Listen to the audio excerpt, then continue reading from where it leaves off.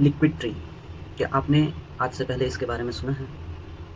नाम से और सुनने में तो ये ऐसा लगता है जैसे कोई पानी में पाया जाने वाला पेड़ हो, मगर ऐसा है नहीं। सो हेलो फ्रेंड्स, मैं हूँ शिशिर और आज फिर मैं आपके लिए कुछ नॉलेजेबल और इंटरेस्टिंग फैक्ट लेके हाजिर हूँ। तो अगर हम बात डेवलपमेंट और मॉडर्नाइजेशन की करें तो हम इंसान डेवलपमेंट के मामले में किस हद तक आगे बढ़ चुके हैं ये आप सभी को बताने की ज़रूरत नहीं है।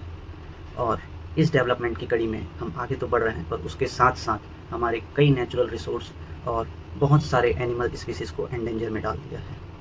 तो डेवलपमेंट हमने किस तेज़ी के साथ किया है ये आप सभी जानते हैं, और इस डेवलपमेंट के पीछे हम सिटीज़ से मेट्रो सिटीज़ में पहुंच चुके हैं, और इसको बनाने के पीछे आज हम कितने सारे हमारे नेचुरल रिसोर्स और पेड़ों को काट कर हम आज सिटीज़ में तब्दील कर चुके हैं।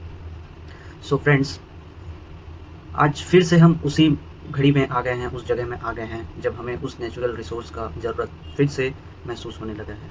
अगर एयर क्वालिटी इंडेक्स की बात करें हम न्यू दिल्ली की, तो वो उसका स्तर इस हद तक गिर चुका है कि वहाँ सर्दियों के टाइम पर सांस लेना भी मुश्किल हो जाता है। तो पॉल्यूशन बढ़ने के कारण, एयर क्वालिटी इंडेक्स गिरने के कारण हमारा एटमॉस्फेयर बहुत ज़्यादा डैमेज हो रहा है, और इस सब के कारणों से ग्लोबल वार्मिंग इफ़ेक्ट आप देख ही रहे हैं, और हमारा ओजोन लेयर भी धीरे धीरे डैमेज हो रहा है। तो हमें फिर से उन पेड़ों की ज़रूरत महसूस होती है, लेकिन अगर मैं कहूँ आपको कि फिर से उस पेड़ को उगाया जाए तो ये पॉसिबल है क्या? नहीं, क्योंकि एक पेड़ को फुल्ली ग्रो होने के लिए एटलीस्ट 20 ईयर लग जाते हैं, और 20 ईयर का समय हमारे पास है नहीं। प्लस उन जगहों में जहाँ पे हम बड़े बड़े इमारत बना चुके हैं, वहाँ पर से फिर से अगर इस तरीके का पेड़ हम उगाना चाहें तो वो एक इम्पॉसिबल के जैसे नज़र आता है। ये तो बात रही सिर्फ इंडिया की, लेकिन ऐसे ही समस्याएं विश्व के सभी अलग अलग देशों में देखने को मिला। तो फिर साइबेरिया के एक बेलग्रेड के यूनिवर्सिटी में एक रिसर्च एसोसिएशन की एक कमेटी ने बैठक की, और इस कमेटी के हेड थे डॉक्टर इवान पैसेजोइक। ये कमेटी 2020 में एक रिसर्च की, और उस रिसर्च के चलते उन्होंने कुछ एक जीनियस इन्वेंशन किया है, जो कि है लिक्विड ट्री। एक्चुअल में अगर हम देखें तो लिक्विड ट्री एक माइक्रो एल्गी है, और ये जो एल्गी है वो हूबहू प्लांट के जैसा काम करता है।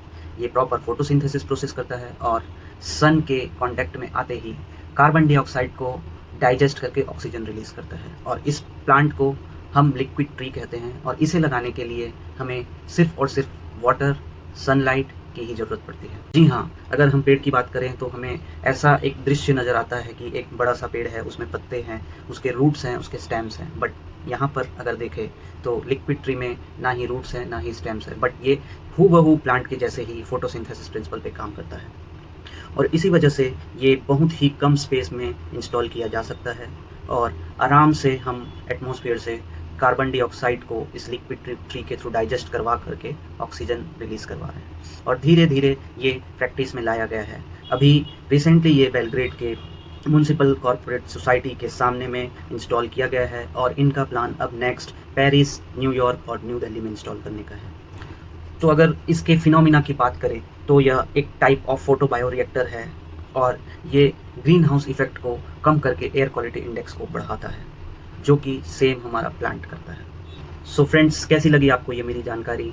अगर आपको इसके बारे में पहले से पता था तो प्लीज़ कमेंट्स करके मुझे कमेंट सेक्शन में बताएं, और अगर आपको ये जानकारी अच्छी लगी तो प्लीज़ मेरे चैनल को लाइक और अपने फ्रेंड्स को शेयर करें।